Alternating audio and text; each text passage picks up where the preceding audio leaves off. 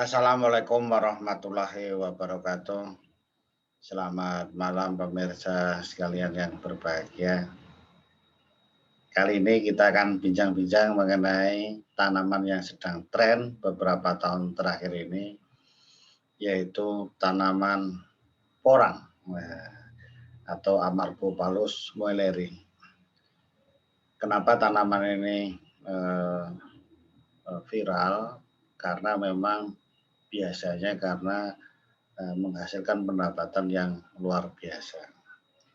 Jadi yang banyak dilaporkan adalah hasilnya yang fantastik. 1 hektar bisa mencapai 400 sampai 700 juta. Wah, ini tergantung hasilnya.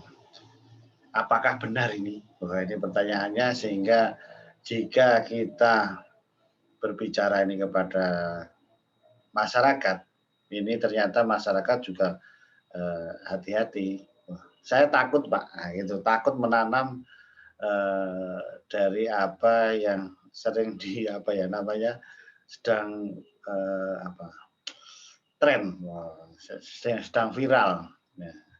Karena takut itu wajar ya, karena kalau ke depan yang menjadi pertanyaan yang paling sering adalah penampungnya sudah ada, Pak. Nah, sudah ada yang menerima kalau saya menanam, petani selalu begitu. Karena wajar, karena memang dalam sejarahnya kalau tanaman-tanaman yang viral itu kalau kita ikut-ikutan itu juga akan menimbulkan kerugian yang dialami, karena itu hanya tren saja. Karena contoh kasus itu banyak yang demikian. Wow, kita dulu digembur-gemburkan untuk menanam jarak pagar misalnya. Wah, ini menghasilkan minyak, menghasilkan ini biodiesel, menghasilkan ini. Ternyata program itu juga tidak mulus, tidak berjalan, sehingga banyak petani yang rugi juga. Kemudian ada program lagi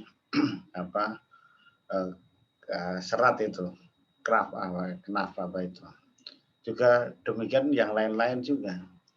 Apalagi kalau di-create itu menyebabkan hukum yang alami. Ya, jadi hukum antara supply and demand.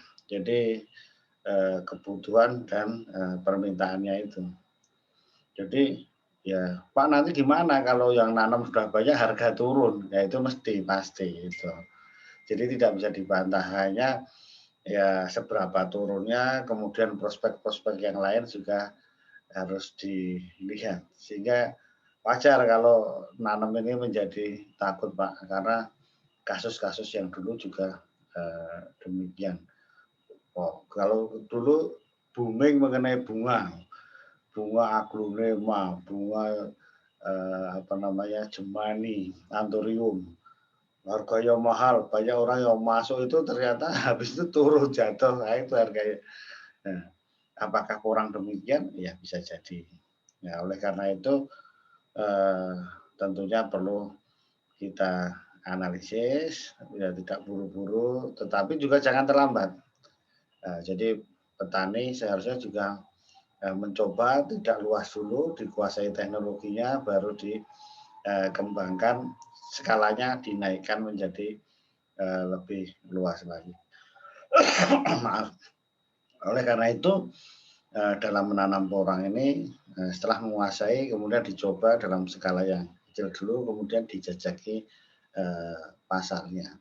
Karena secara teori itu kalau untuk porang ini ada beberapa alasan. Dia mempunyai kelebihan. Satu, budidayanya mudah, kemudian ini dibutuhkan oleh industri gitu, industri kimia maupun pangan. Ini yang menjadi kebutuhan pokok, sehingga lebih terjamin. Di samping itu juga dia tidak membusuk, jadi umbinya dibiarkan, ditahan lama, kalau harganya baru turun dipertahankan, kemudian digunakan untuk siklus berikutnya. Nah, itu menjamin ketahanan dari umbi porang ini. Dan tentunya juga bisa diolah sendiri menjadi chip, menjadi tepung porang, dan itu bisa disimpan. Oleh karena itu ya, ini menjadi peluang yang sangat bagus untuk dikembangkan. Tetapi poin penting yang akan kami sampaikan adalah untuk melihat prospek ke depan. Kalau saya melihatnya adalah kita justru mau menanam porang ini di tempat-tempat yang selama ini tidak mungkin ditanam porang. Kita akan memanfaatkan ruang kosong, lahan kosong. Nah, misalnya di bawah tegakan kehutanan, di bawah rindangnya ladang, dan sebagainya. Ini justru akan memanfaatkan lahan tersebut daripada tidak berguna. Nah, inilah intinya. Artinya kalau produktivitasnya masih rendah, itu ya nggak apa-apa, daripada tidak menghasilkan. Ini prinsipnya. Karena ini bisa dimanfaatkan sebagai tanaman tumpang sari. Inilah kuncinya. Sehingga kalau bisa jangan ditanam yang justru yang intensif, yang mengorbankan tanaman lain. Jujur di bawah naungan dari tanaman ladang kita, pekarangan kita, ini akan menjadi tambahan penghasilan. Jadi prospeknya adalah di situ. Kalau ditanya prospeknya, daripada lahannya tidak ditanami apa-apa, tanamlah porang, kira-kira gitu. Kemudian bisa diolah dan tahan lama, menunggu harganya bagus, tidak menjadi masalah, dan bisa diolah sendiri sebenarnya untuk dijadikan konsumsi dimakan. Jadi tidak seperti yang lain-lain. Kalau tanaman hias ya, gimana itu bukan kebutuhan primer ya, nggak laku ya nyerah saja gitu. Kemudian yang lain-lain nggak bisa ngolah ya nyerah saja kan gitu kira-kira. Tapi kalau ini kan bisa disimpan, bisa diolah. Nah, kemudian manfaatnya besar, dibutuhkan oleh seluruh dunia, banyak di dunia. Tentunya kita mengurangi rasa kekhawatiran itu tadi.